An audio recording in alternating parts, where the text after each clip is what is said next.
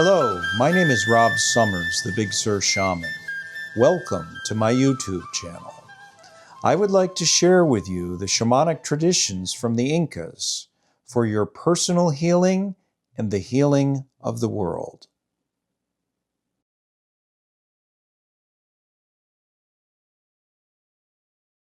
Hello, I'm Rob Summers, the Big Sur Shaman, and today I'd like to talk to you about the wanka and assembling reality. You can see here, this stone is called a wanka. This is the patrilineal lineage sunk into the matriarchal lineage of the feminine. And this is literally saying to the land, the Santatira of this land, each individual piece of land has a feminine spirit on it called a Santatira. And this is saying to that Santatira, I am here. I would like to talk to you. I would like to make offerings, prayers, feed you. I would like to have reciprocity and feel that kausai pacha from the land coming up. It is always the feminine spirit of the land, the Santatira, that takes care of the progeny of the land. So any land we live on, it's that Santatira that takes care of us. And by making connection, by making offerings, by having dialogue, she actually feeds us more than if we don't talk to her. So that's what a wanka is. A wanka is also the tether, where we tether the powers of land that we are connected to. So those energetic connections are called seke lines.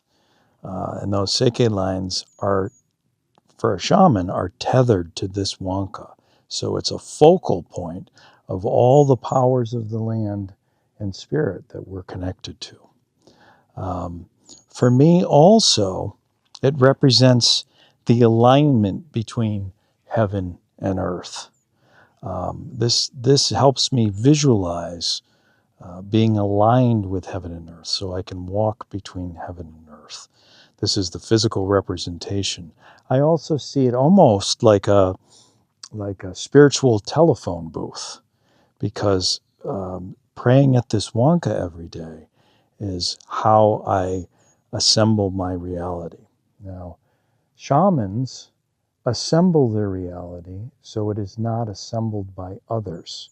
Every day we come to this wanka, we light the candle, we make an offering, and we breathe into it with our breath, because our breath contains our energetic DNA. Spirit reads that breath. We drop it into the thing, into the little, I use a seashell, and we pray. We pray to come into alignment with heaven and earth.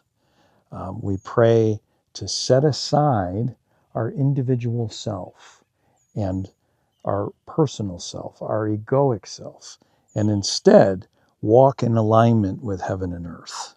And that way we push away the static of culture, of religion, of our own personal stories of trauma and drama, and we align ourselves with heaven and earth.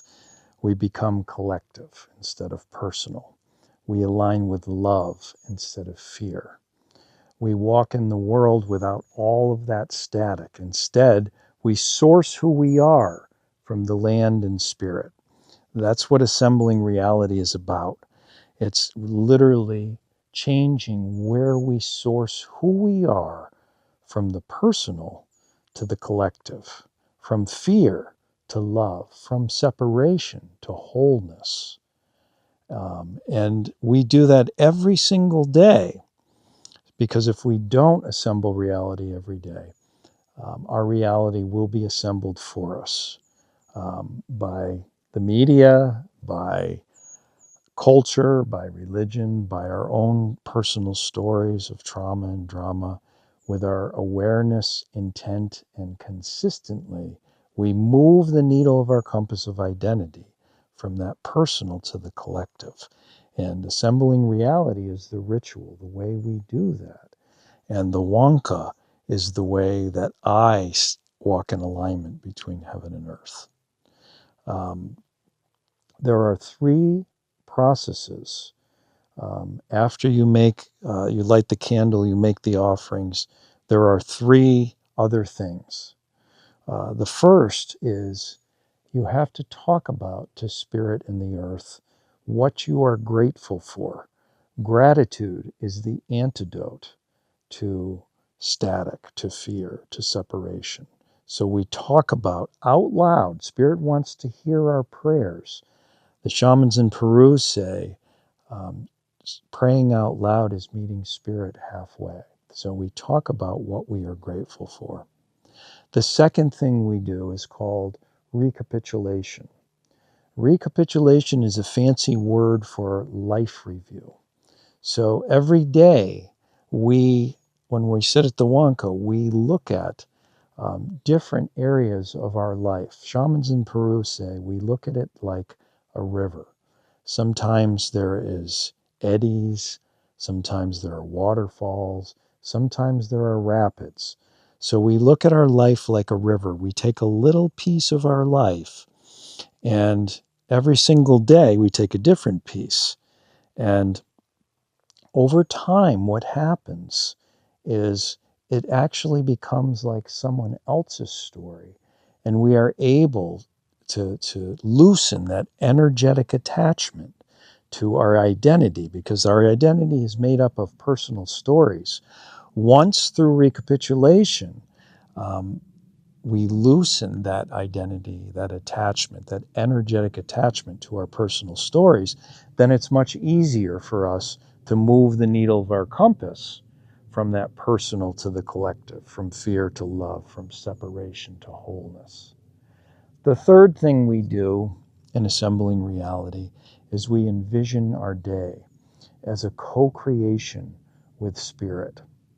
So we consciously create our day. We dream our day into being.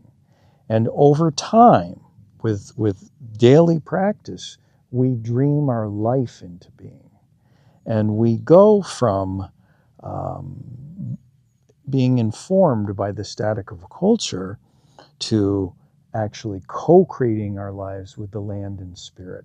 Shamans in Peru say we move from living like unconscious chickens to having the awareness of jaguars.